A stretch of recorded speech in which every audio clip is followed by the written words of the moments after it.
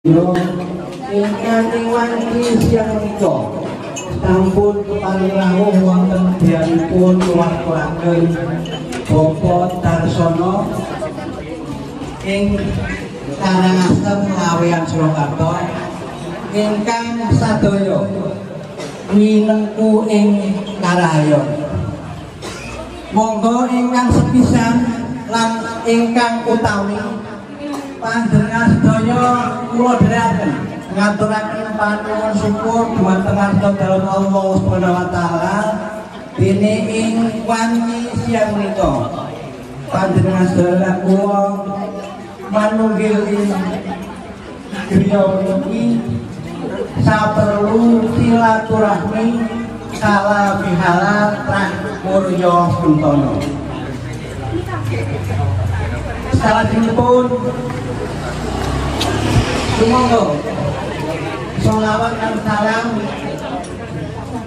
panjenengan sedaya lan kula aturaken dhumateng junjungan kita sadaya Nabi Agung Nabi Muhammad sallallahu alaihi wasallam. Jenderal tangkap ikan ngomong aku bahasa Indonesia dong.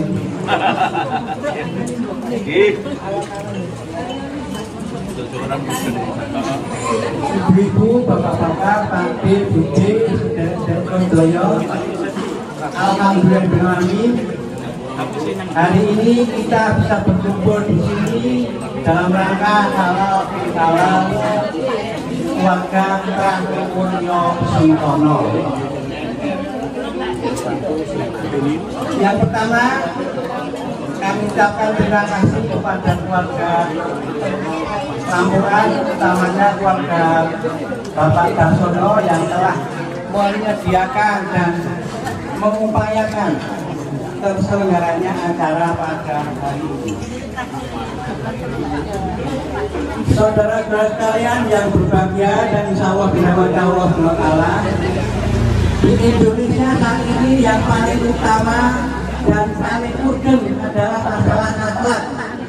Karena di tayangan televisi, di media sosial dan tayangan-tayangan online yang lain selalu tersedia atau selalu dikabarkan berita-berita tentang korupsi, tentang perpajakan yang tidak beres, dan tentang apapun yang berhubungan dengan kemunduran akhlak, utamanya masalah remaja, di mana sekarang banyak remaja yang sudah DP, yaitu yang karena pergaulan dan karena media sosial kemudian terjerumus pada hal-hal yang negatif. Tapi alhamdulillah pada bulan puasa ini di tayangan televisi ada tayangan yang menurut saya itu bagus untuk pembinaan atau pembelajaran kita sebagai muslim, yaitu biasanya ditayangkan setiap jam-jam sahur. Mungkin ibu bapak-bapak sudah sering menontonnya, yaitu di channelnya SCTV Para Penciptaan Tuhan. Di situ kadang-kadang yang bagus ada yang Pak Jarko itu orangnya kaya raya, nyakjo, anu ya, bisa rumah gitu ya.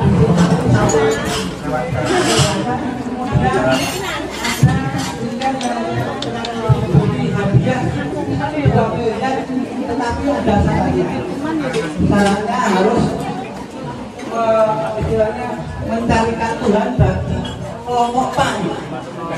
Dan alhamdulillah di sini juga hadir tokoh dari kelompok PAN yang sekarang baru rehat syuting. Silakan berdiri Mas. Pasti Pak.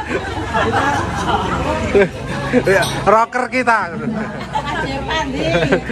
Coba lo.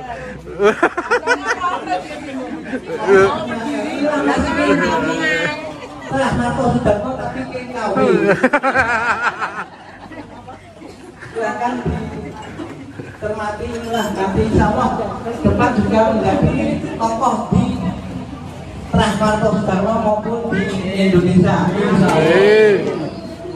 Ibu-ibu, bapak-bapak yang berbahagia, saya sendiri setiap hari selalu mengikuti tayangan itu sambil makan sahur. Dari situ kita dapat banyak sekali pelajaran, mulai dari kelompokan yang mulanya tidak mengenal Tuhan, kemudian setelah kenal dengan yang namanya Isana, yaitu wanita dari pondok pesantren yang dengan lemah lembut selalu melayani dan selalu membuat pemirsa terharu. Bahkan saya bisa sampai nangis. Orang itu sahur. Ibu-ibu yang berbahagia, itulah gambaran dari akhlak di Indonesia saat ini. Maka dari itu, marilah kita sebagai keluarga selalu mengajak keluarga kita untuk ku anfusakum wa ahlikum naro, yaitu mengajak diri pribadi dan keluarga terbebas dari api neraka, utamanya keluarga. Misalnya kalau keluarga kita sudah terbebas, kemudian keluarga yang lain terbebas dan berkembang sampai keluarga di luar wilayah, insya Allah Indonesia akan terwujudnya negara yang berdatun kolibatun bangun. Karena Rasulullah SAW pernah ditanya, mengapa beliau diutus ke bumi? Jawaban Rasulullah, sesungguhnya aku diutus hanya untuk menyempurnakan kemuliaan akhlak. Hadis riwayat Abu Hurairah. Jadi kalau Anda ingin tahu siapa orang yang paling bagus Islamnya, paling kuat imannya, paling khusyuk ibadahnya, dan paling banyak pahalanya, serta tinggi derajatnya, itu adalah kita dapat melihat dari akhlaknya. Karena sesungguhnya akhlak datang dari hati yang tidak punya Tuhan selain Allah Subhanahu wa Ta'ala. Hati yang tidak diperbudak dunia, hati yang tidak diperbudak kesombongan, hati yang tidak ria, kemunafikan, hidup, dan hati yang bersih. Karena hati yang bersih, insya Allah makin mulia akhlak kita. Maka dari itu, untuk pesan untuk generasi milenial harus tetap mempunyai akhlak yang baik. Jadi mulai saat ini kita harus berkomitmen, bahkan orang tua agar anak-anaknya jangan dibiasakan untuk melihat gadget lebih dari 2 jam. Karena kalau sudah lebih dari 2 jam, insya Allah itu akan banyak sekali hal-hal negatif yang masuk. Karena biasanya untuk azan aja sudah tidak terdengar karena asik memainkan gadget. Namanya biasanya anak-anak sekarang itu pakainya mesti HP terus main game. Kalau nggak game, ya, kalau tidak diprotek bisa ke hal-hal yang negatif.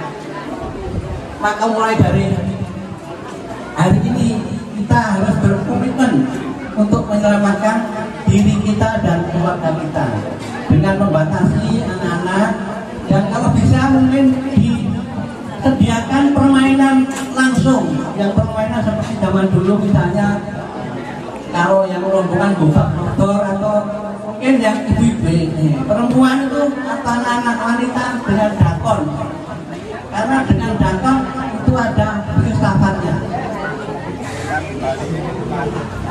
Ibu-ibu yang berbahagia dan insya Allah dirahmati Allah SWT,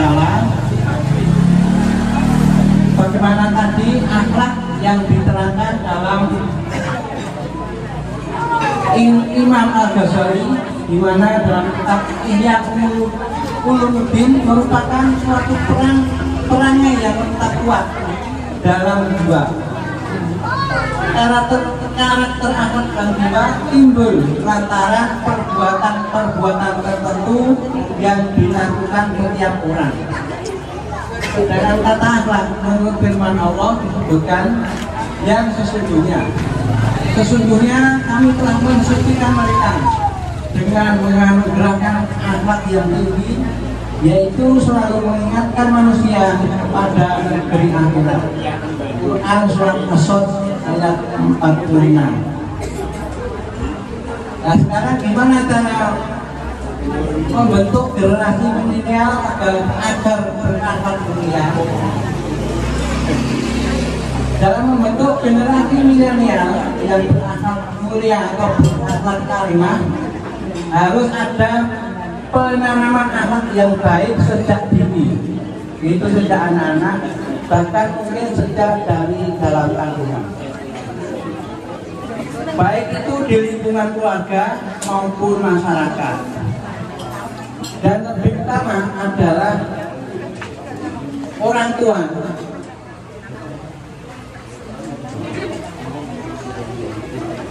Karena orang tua merupakan pilar dan penanggung jawab utama akhlak seorang anak, khususnya ibu. Ibu adalah madrasah ula atau pendidikan pertama dan utama seorang anak dalam sebuah keluarga. Dalam mendidik anak, orang tua harus halus dan sabar, serta mengutamakan mendidik akhlak terlebih dahulu daripada mendidik ilmu. Karena sudah jelas bahwa akhlak kedudukannya lebih utama daripada ilmu. Sedangkan dalam membentuk akhlakul karimah, setidaknya ada 3 hal yang harus dimiliki setiap muslim. Hal pertama adalah memastikan bahwa diri sendiri aman bagi orang lain, baik itu ucapan maupun tindakan, sehingga orang lain tidak terganggu. Sedangkan untuk keduanya, yaitu diri kita harus menyenangkan bagi orang lain. Artinya atau maksudnya, dimanapun kita berada, usahakan agar orang lain senang. Jadi dia merasa senang dan merasa nyaman pada kita, sehingga insya Allah kalau dia sudah merasa senang dan nyaman, kita bisa memberikan mungkin petua, mungkin wawasan dan lain-lain yang insya Allah dapat didengar dan bisa dilaksanakan. Sedangkan yang ketiga yaitu bermanfaat bagi orang lain. Hal ketiga inilah yaitu yang bermanfaat bagi orang lain adalah manusia yang paling banyak manfaatnya kepada orang lain. Jadi mungkin dia seperti yang digambarkan dalam para pencari Tuhan, yaitu Pak Jarwo, itu dia bermanfaat kepada orang lain karena orang lain bisa bekerja dan dapat upah, dan di situ juga orang lain juga dapat jodoh seperti bapaknya Gabriel atau siapa itu yang dijodohkan dengan yang pengusaha dari Irian kalau tidak salah. Dan mungkin banyak sekali hal-hal yang bisa kita pelajari dari tayangan di STTV tersebut.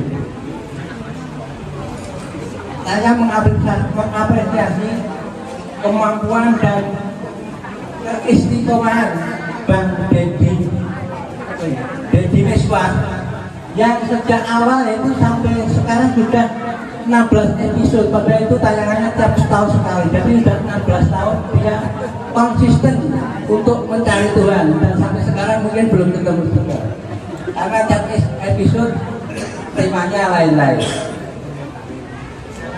Tetapi yang paling unik dari episode pertama sampai 16 ini, yang pemain utamanya juga itu saja, yaitu Bang Jack, Deddy Miswar, kemudian Asrul dan Udin. Itu kalau saya lihat Udin dan Asrul itu menggambarkan malaikat raqib dan atid, karena yang satu selalu mengajak kepada kejelekan, yang satunya selalu mengajak kebaikan.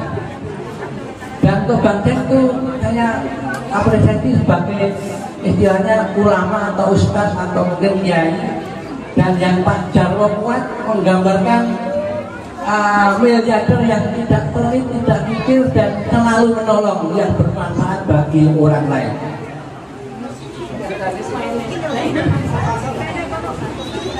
Hadirin, ibu-ibu, bapak-bapak dan saudara-saudara terah Mulyo Sentono yang berbahagia dan insya Allah dirahmati Allah Subhanahu wa Ta'ala. Itu tadi 3 hal yang harus kita cermati untuk menjadi seorang muslim yang berakhlak mulia. Di sini saya ingin mengisahkan juga saat Rasulullah selesai melaksanakan sholat Idul Fitri. Rasulullah mengucap amin, amin, amin sampai 3 kali. Kemudian para sahabat bertanya, kenapa tidak ada angin, tidak ada hujan, tidak ada yang berdoa, tetapi Rasulullah mengucap amin sampai 3 kali. Kemudian Rasulullah menjawab bahwa tadi setelah selesai sholat Id, malaikat Jibril bertanya kepada Rasulullah, yaitu malaikat Jibril mau berdoa kepada Allah 3 hal. Kemudian Rasulullah untuk mengaminkan dan Rasulullah juga bersedia untuk mengaminkan. Maka kemudian dia mengucap amin sampai 3 kali. Nah sekarang apa 3 permohonan malaikat Jibril tersebut? Yaitu yang pertama, Jibril berdoa kepada Allah pada hari raya itu jangan engkau terima puasa dan ibadahnya anak yang durhaka pada ibu bapaknya. Rasul mengucap amin, berarti menyetujui. Karena setiap kita adalah anak, tapi belum tentu kita adalah orang tua. Maka mungkin saat ini di Indonesia fenomena mudik sangat kental dan dari tahun ke tahun mungkin bertambah dan bertambah karena mungkin keyakinan pemudik yang harus berbakti kepada ibu bapak yang masih ada di kampung maupun ada di luar kota. Karena menurut beberapa orang tua itu mengisahkan bahwa kasih ibu sepanjang jalan, sedangkan kasih anak sepanjang jalan. Maka hal yang pertama kita harus meminta maaf kepada ibu bapak karena tidak ada kesuksesan tanpa restu orang tua. Saudara-saudaraku yang berbahagia dan insya Allah dirahmati Allah yang Allah Subhanahu wa Ta'ala. Hal yang kedua yang diaminkan Rasulullah yaitu jangan engkau terima puasa dan ibadahnya istri yang durhaka pada suami. Tetapi di sini masih ada pertanyaan. Biasanya dari perempuan. Bagaimana kalau suami durhaka pada istri? Sekarang masalahnya bukan kedurhakaan, tetapi karena suami sebagai pemimpin rumah tangga, suami nanti yang akan dimintai pertanggungjawaban tentang keluarganya maupun tentang anak istrinya. Suami istri itu ibarat pakaian yang menutupi aurat dan saling menutupi kekurangan pasangan. Yang terbaik yaitu dengan meminta maaf. Selanjutnya hal yang ketiga atau yang terakhir, malaikat Jibril berdoa, jangan engkau terima puasa dan ibadahnya muslim yang tidak mau memaafkan saudara muslim yang lain. Sehingga memang dari hal ketiga ini adalah yang terbaik dengan memaafkan, yaitu saling memaafkan seperti acara pada siang hari ini. Alhamdulillah kita masih melestarikan halal bihalal atau saling memaafkan walaupun setahun sekali, tapi insya Allah mendapat ridho dari Allah Subhanahu wa Ta'ala. Ibu-ibu, bapak-bapak yang berbahagia, maka marilah kita ajak anak-anak kita, apalagi yang dewasa, untuk selalu silaturahmi, saling memaafkan, untuk mendidik dan dapat berperilaku akhlakul karimah, dengan senang ke masjid dan memakmurkan masjid, dengan kondisi kekinian yang tidak menyimpang dari ajaran Islam dalam mengarungi kehidupan yang serba digital ini. Akhirnya marilah kita bersama-sama istighfar 3 kali agar hati kita semakin bersih dan hanya ingin mencapai ridho Allah. Astaghfirullahaladzim, astaghfirullahaladzim, astaghfirullahaladzim. Dari saya banyak kekurangan dan mungkin banyak kata-kata yang kurang berkenan. Saya mohon maaf yang sebesar-besarnya. Taqabbalallahu minna wa minkum, taqabbal ya karim. Billahi taufiq wal hidayah wal inayah. Wassalamualaikum warahmatullahi wabarakatuh.